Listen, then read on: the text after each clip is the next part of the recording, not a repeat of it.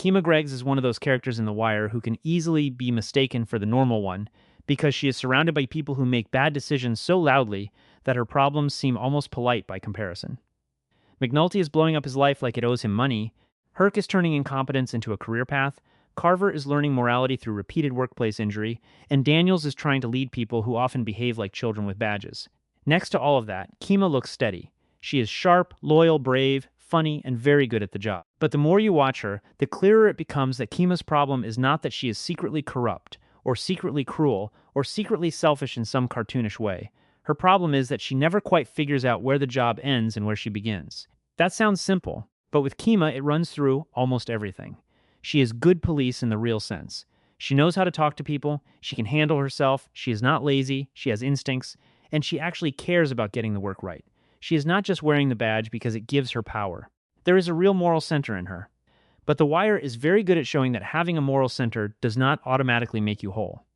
Kima can be right about the case and wrong about her life at the same time. She can see through criminals, bosses, witnesses, and half the men in the department, but she has a much harder time seeing how much of herself she is feeding into a machine that will never feed her back. At the start, Kima feels like one of the cleanest examples of a working detective.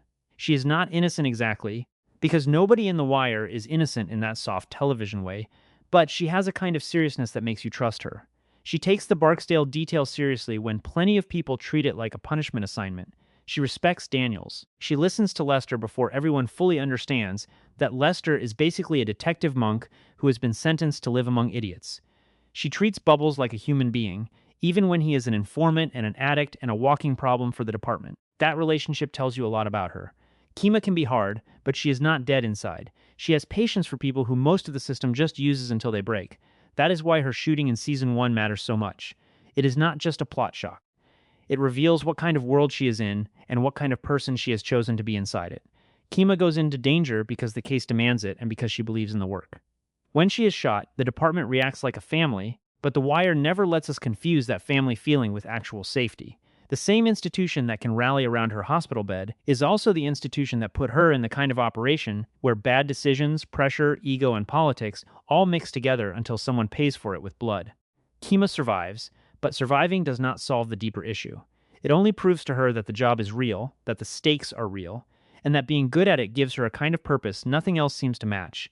After the shooting, you might expect her to reassess everything. A normal story would make that the turning point where she chooses life, love, home, peace, and maybe a nice quiet desk where nobody is pretending a pager is cutting-edge technology. But Kima does not become less attached to the job. In some ways, she becomes more attached. The shooting confirms the danger, but it also confirms the identity. She is police. She got hurt doing police work. Everyone around her sees her through that lens, and she sees herself through it too. That is the quiet trap. Trauma does not always push people away from what hurt them. Sometimes it binds them to it, because walking away would mean admitting that the pain did not come with some higher meaning. This is where her personal life starts to expose the real problem. Cheryl is not written as some nagging partner who doesn't understand the mission. She understands enough. That is the point. Cheryl sees what the job takes from Kima before Kima wants to admit it. She wants a life with her, a home with her, eventually a child with her, and Kima keeps reacting to that future like it is a room slowly running out of air. Kima loves Cheryl, but love asks things of her that the job does not. The job gives her problems she knows how to solve. Follow the wire, read the street, build the case, catch the lie, make the arrest. Home gives her quieter problems, and she is not nearly as fluent in those. A crying baby, a disappointed partner, a conversation she cannot joke her way out of, a future that expects her to be present. Those things scare her more than the street sometimes, because there is no warrant you can serve on your own emotional immaturity. And that is probably the closest answer to what was Kima's problem. She wants freedom, but she often mistakes freedom for avoidance. She wants to be herself, but she has built so much of herself around police work that anything outside of it feels like a threat. Cheryl and the baby do not ruin Kima's life. They reveal that Kima does not know how to share her life when the sharing requires sacrifice. She can risk her body for a case, but ordinary domestic responsibility feels like someone is taking away the version of herself she actually understands. There is also another layer to it. Kima is a woman in a male police culture, and The Wire never turns that into a speech, which is good because nobody in that department needs another speech. You can feel it in how she moves. She has to be tough, quick, funny, and unbothered. She has to fit in without looking like she is trying to fit in. She cannot be fragile. She cannot be precious. She cannot be the person everyone makes special accommodations for. So she learns the room, she drinks with the boys, she talks like them. She laughs at the right things. She proves herself in the language that world respects. The tragedy is that some of the habits she absorbs are not strength. They are damage wearing a leather jacket. McNulty becomes the biggest example of that.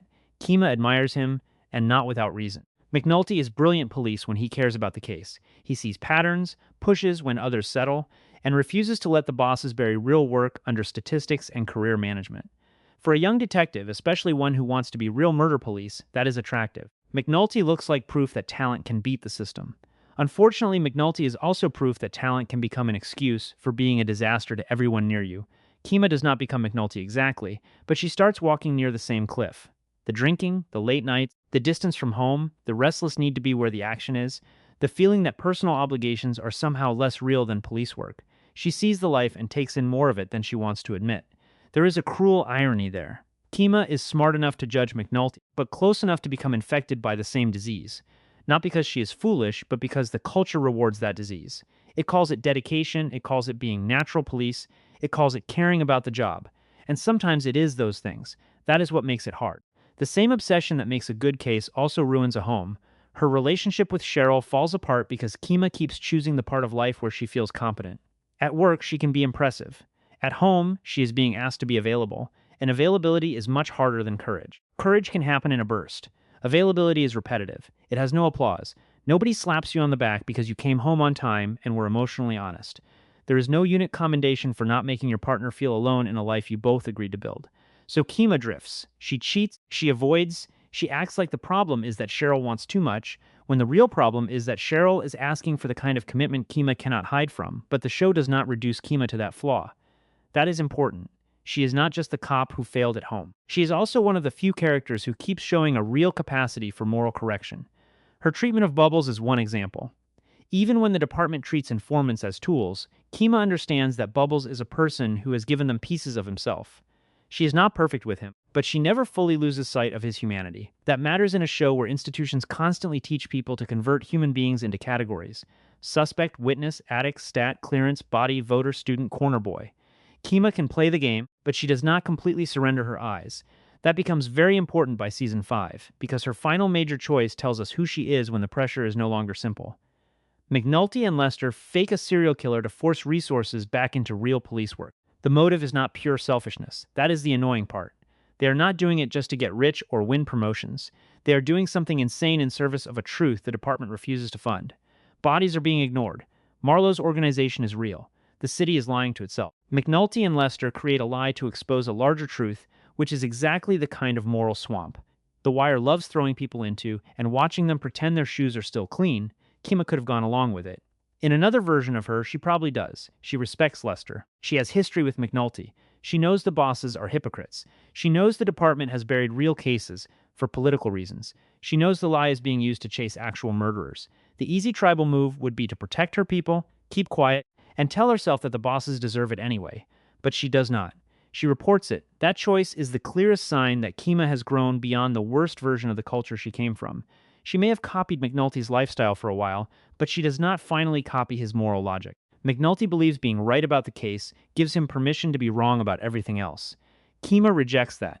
She understands that once police start inventing crimes, manipulating bodies, and manufacturing reality, the work is no longer just dirty around the edges. It is broken at the center. You cannot defend the truth by making truth optional. That sounds obvious, but in The Wire, obvious truths often arrive late, exhausted, and with paperwork. What makes this even better is that Kima does not report them because she is a company woman. She is not suddenly loyal to the brass. She is not doing it because she loves Rawls, or because she thinks City Hall is a temple of justice. She does it because there has to be a line somewhere. That is the difference between Kima and McNulty by the end. McNulty sees the line and treats it like a personal insult. Kima sees the line and, after years of learning what happens when people keep stepping over them, finally stops. So Kima's character is really about the cost of being good at a job that eats people. She is competent enough to survive, tough enough to belong, and moral enough to be uncomfortable with what belonging sometimes requires. Her flaw is that she lets the job define her too completely, especially when real life asks her to be more than police. She hurts Cheryl because she cannot live honestly inside the home they tried to build.